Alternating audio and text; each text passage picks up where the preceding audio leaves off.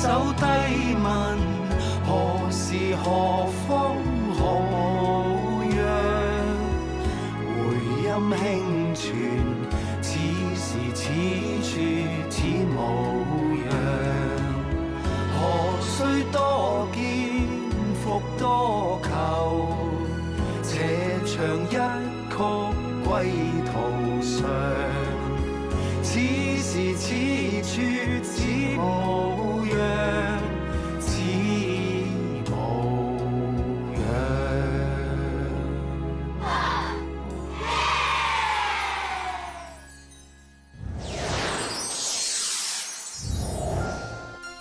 Most of our social services are provided by NGOs using public funds.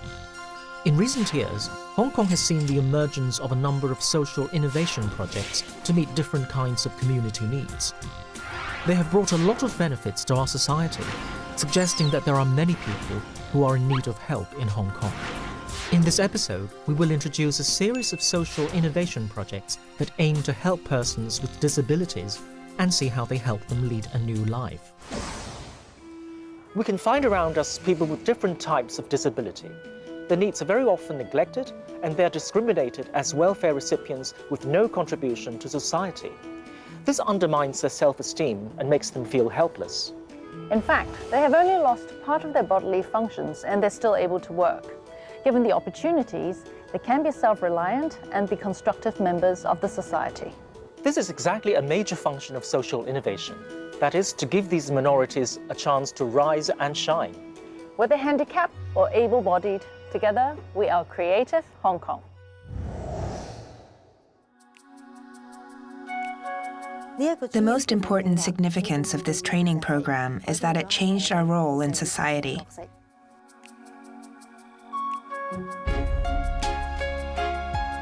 In the unfortunate event that a person has an accident and becomes disabled through their injuries, it's necessary for that person to need care and help from people in their daily lives, and as such we become receivers in society, or the helpees. But through this training program, we are encouraged and trained to tailor our stories to be shared with the members of the public, or perhaps even the business world, and in this way we are able to actually become the givers or the helpers. The AQ training program was first started by life ambassadors from the Direction Association for the Handicapped. The very first time I came to visit, I discovered that they have a social enterprise and were making money by selling various medals and trophies. I didn't really believe that this activity played to their greatest strengths. Direction Association for the Handicapped has always had a life education project with schools. The purpose of this initiative is to educate students on the need to not give up so easily in the face of difficulty, especially when faced with a physical difficulty. By making the Life Ambassador speech a commercial speech, we can make the disadvantaged powerful again. Essentially, we chose to do this training program because of the numerous challenges that we see in daily life, including at work, at school, and in the day-to-day comings and goings of life in general. We are constantly encountering difficulties, and it's all too easy to give up when faced with those many barriers in life. However, through these life ambassadors' sharing of their real-life stories, we can learn how to combat adversity and finally let life influence life. I think my adversity quotient is definitely not high, but not too low. I think it can be improved by changing the way one thinks and from experience. One of my friends told me before, when something bad happens to you, think, is that just happening to you or is it happening to everyone else? If it happens to other people as well, then it's not really that bad. So this way I think it helps you to think more positively.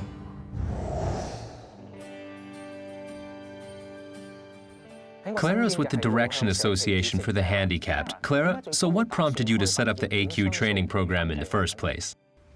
There's a lot of negative energy in Hong Kong nowadays. I think that's quite plain to see. But we hope to give Hong Kong a boost of encouragement through the energy of our wheelchair-bound friends.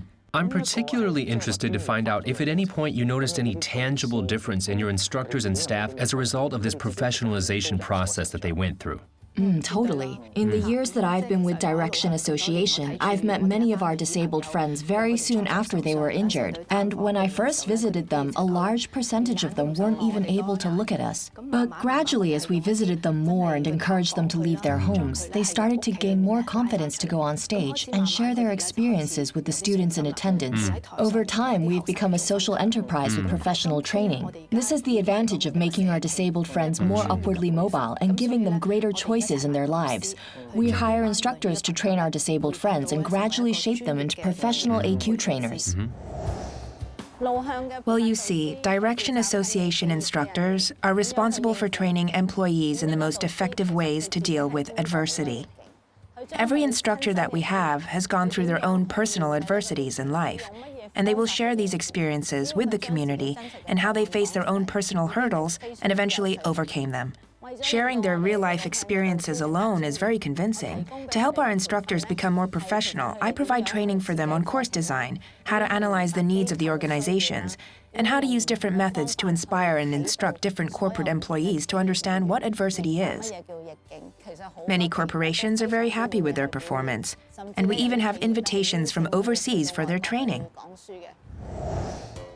Our AQ training program essentially works primarily with the business sector in Hong Kong, as well as government organizations and public organizations too. To be honest with you, there's an incredible amount of preparation involved when organizing this. Different organizations and corporations have a variety of different backgrounds and scopes of services, so we need to be able to understand those needs and find out the problems that they face. Then we go ahead and put in a lot of preparation, including course design and training emphasis. This is all stuff that we have to do ourselves. Well, apart from helping others, I believe that the most important part of this program is the fact that it makes us more confident, and that's an incredibly invaluable thing. To give you an example, I used to work in design, and in carrying out the duties of that job, I seldom needed to interact with members of the public, or even express myself very much verbally. But through this training, I have gained a huge amount of experience and training, and it has helped me in my general day-to-day life enormously. And the feedback that I've been receiving has also given me a lot of confidence and influenced my work as well. With regards to long-term goals, we actually have quite an ambitious range of expectations and visions. One thing that we hope to do is attract more and more life ambassadors to our training program so that they can begin to develop their own careers and experiences. This is our main objective. And through this platform, we hope to gain more support from around the world. This is the best way for our vision of life influence to reach its full potential. The tutors from the Direction Association for the Handicapped demonstrate that professionalism is not the monopoly of the able-bodied people. Let's meet some professional staff from a social enterprise.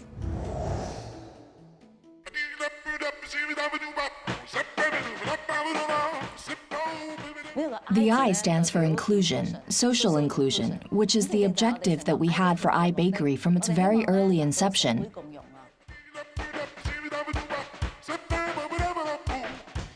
We hope to achieve social inclusion. What we really want is that when our neighbors pass by here every day, they can see our staff of varying abilities working to their potential in positions that are suitable for them. When we initially set up this bakery, we generally provided basic training to our employees. But over time, we started to hire employees of varying abilities and include them in our work. We hope that they can all achieve their potential in working here at iBakery. We have over 70 employees in our operations, and approximately half of the people employed by us are disabled persons. However, despite these disabilities, we haven't arbitrarily limited the positions that they are able to take simply because of these disabilities. Instead, what we try to do is focus on our same passion, despite the apparent difference in our abilities. We truly believe that everyone can do well at their jobs as long as their skills are taken into account. So, Zikan, do you like working here? I do. Are you happy at work? I am. So tell me, do you like baking? I do. Yeah? When you look at all the bread that you've baked out there and you see how many people are enjoying it, how do you feel about that? Do better. Do better at baking, huh? Yeah. Well, keep up the good work, okay? Whenever we teach our staff members, we need to really try to understand their personalities before we can begin. Then we're able to have a better understanding of how to teach them accordingly. Their strengths are that they are considerably more focused and serious when learning new skills. Once they have that knowledge, their skills are solid and their product is no different to anyone else's. Do you like working here? Of course.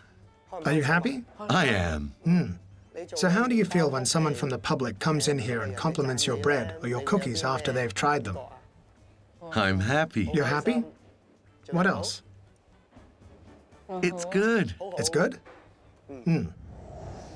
When running a social enterprise, there is actually a dual baseline that we are constantly trying to achieve. On the one hand, we have a social objective. Here in iBakery, for example, that objective is to promote social inclusion and create job opportunities for those with disabilities.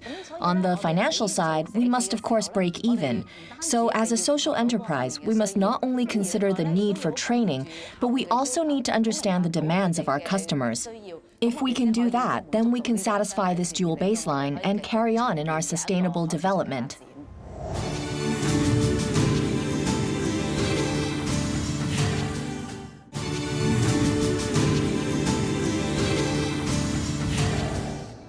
In part one, we've witnessed the professionalism of social innovation projects. Let us discover their boundless possibilities and creativity. Work is an extremely important thing for the visually impaired. The visually impaired study incredibly hard because they simply want to obtain more knowledge and contribute to society. But as a result of their disability, they often encounter many difficulties when looking for jobs. Successfully finding a job is the ultimate acknowledgement of a visually impaired person's abilities and grants them the considerable opportunity to contribute to society equally, like any ordinary person in society does. In Hong Kong, there are approximately 170,000 visually impaired people and about 9,000 who are economically active. This employment rate is considerably worse than that of Hong Kong's active labor force. But why is that? Often employers have misconceptions about the visually impaired. I've heard many examples of visually impaired persons being asked by potential employers if they're able to use their computer or whether walking upstairs would present any problems for them. It's not uncommon for visually impaired university students to look for work for a long time after graduation. And even when they do eventually become employed, there was a tendency for them to work in a field unrelated to their study. In light of this, Hong Kong Blind Union work hard to encourage employers to recruit the visually impaired. We are quick to tell them that the visually impaired persons are just as capable as other people.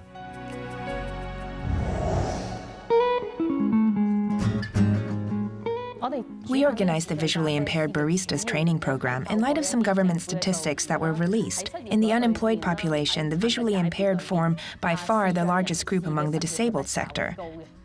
In light of this revelation, we started looking into the upstream power and professional work for the visually impaired in 2014.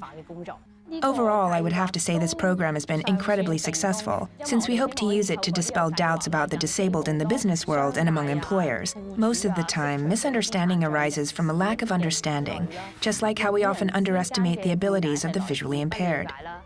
And it's our aim that through the organization of various work programs, we hope to be able to tell more sectors about their abilities, that they are capable, if not more so than other people. And that really is the message that we're working day in and day out to convey to the business community. Why did we accept the invitation for the Visually Impaired Baristas training program? It originated from two organizations, Hong Kong Blind Union and JCI Peninsula. They came over for a briefing one day, and they told us about an upcoming program, and they asked us if we would be interested in it. The program advocates the concept of social inclusion, and with us as a platform for that initiative, the hope is that it will cultivate a group of visually impaired baristas that will have the skills to seek out more job opportunities. The biggest difficulty in working as a barista for the visually impaired is the machinery and its placement.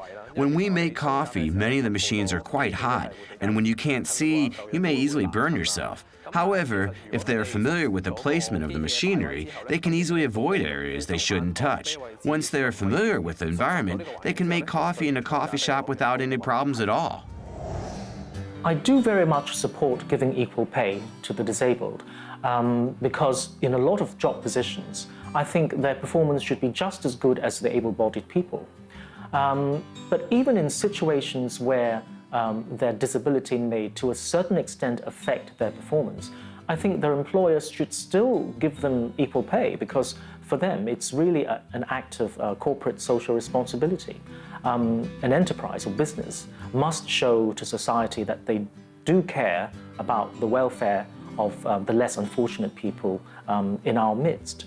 And it would be such a big confidence booster, for the disabled people themselves. When did I want to become a barista? I know exactly when that was. It was back in 2014. A friend of mine introduced me to hand-dripped coffee, and I instantly became addicted. I was extremely fortunate that later in 2015, the Visually Impaired Baristas Training Program was launched. When I heard about it, I couldn't wait to sign up, and I did so immediately. When I started, there were 7 students in the program, and I was one of them. I'm delighted to say that now I'm a barista, and I couldn't be more happy. It is one of my dream jobs. My colleagues in the restaurant all work very well together, and whenever there is an occasional problem, they will step in and help me remedy the situation right away. Some of my colleagues also teach me about barista work, and that's something I'm incredibly grateful for. Without the Visually Impaired Baristas Training Program, I would never have had the opportunity to pursue my dreams. I joined the Visually Impaired Baristas Training Program because I felt it was extremely meaningful. Not only can it help people in society with visual impairment problems, but it's good for business as well. When Benny completed his internship, it was an easy decision to hire him right away because he's positive, outgoing, and always very cheerful. He's very hardworking and is constantly willing to learn new skills on the job. The customers also speak very highly of Benny. It's true that he may sometimes spill the coffee or he may not see when a customer is trying to get his attention, but when they find out he's visually impaired, they're always very tolerant and understanding.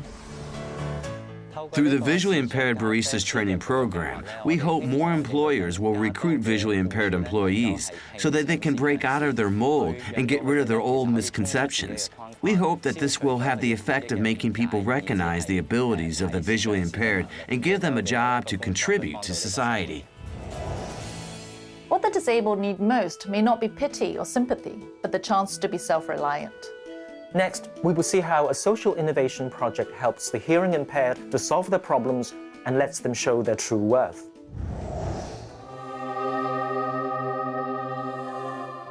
For the hearing impaired, not being able to hear can be scary. A soundless world isn't something everyone can tolerate. The way that humans interact on a daily basis is through language. If there is some way that they are able to regain their hearing and communicate normally with others, that would be what every single hearing impaired person in the world needs the most. According to some official global studies, the ratio of the normal hearing population to the hearing impaired is roughly around 10 to 1. There are roughly 6.5 billion people in the world now, so 10% means that there are around 650 million hearing impaired people. The number of people wearing hearing aids is even less, with not even 1 out of 10 wearing them. So why is the usage so low? We did numerous investigations into that very question, and one of the biggest problems we found is because of technology. So around 10 years ago, I organized my own team with a group of engineers as our support and focused on the technological aspect, hoping for a breakthrough. In Hong Kong, hearing impairment is extremely common and is becoming an increasing problem. If our senior citizens had access to the right hearing aids, their hearing would last perhaps 8 to 10 more years. It can help maintain their health and strengthen their social skills, which I think you would agree is very important. The most common cause for hearing impairment in Hong Kong is hereditary and congenital.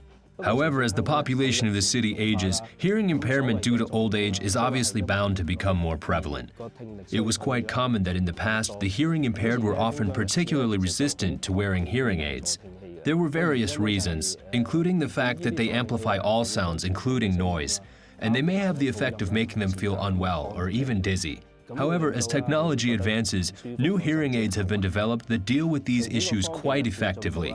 In the past, hearing aids might not be able to help those people in the community with profound hearing impairment, but with these new hearing aids, they can enjoy a somewhat normal social life. This, of course, makes them feel better and has a notable effect on their mental well-being, which is an undeniable advantage over the others.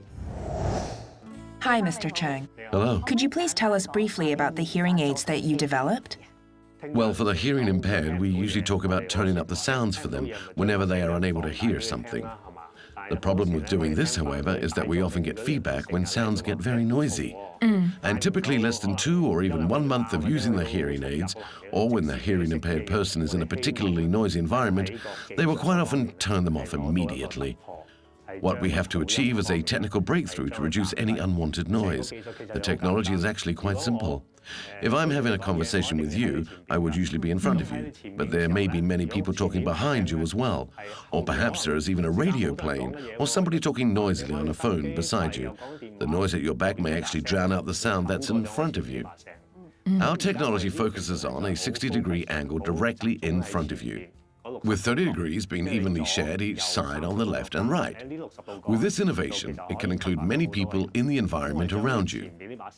We amplify the sound in front of you, and at the same time we reduce any noises that aren't happening in the 60-degree window. This has the dramatic effect of making the background noise become quieter, while we're increasing the volume of any conversation that you are having with someone directly in front of you.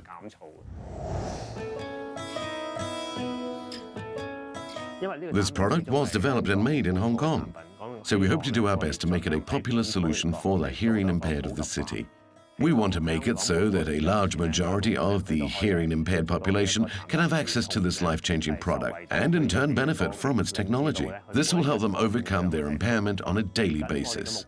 Our future goal is to promote this product on a more global level, especially in third world countries, where the numbers of hearing impaired people are even higher than they are in Hong Kong. The social innovation projects we have seen foster social harmony and create more employment opportunities for the disabled. Providing more employment opportunities for the disabled is a good strategy to tackle problems associated with an aging population and labour shortage. We should open a new pathway to make our labour market more caring and socially inclusive. Let's work together and celebrate creative Hong Kong.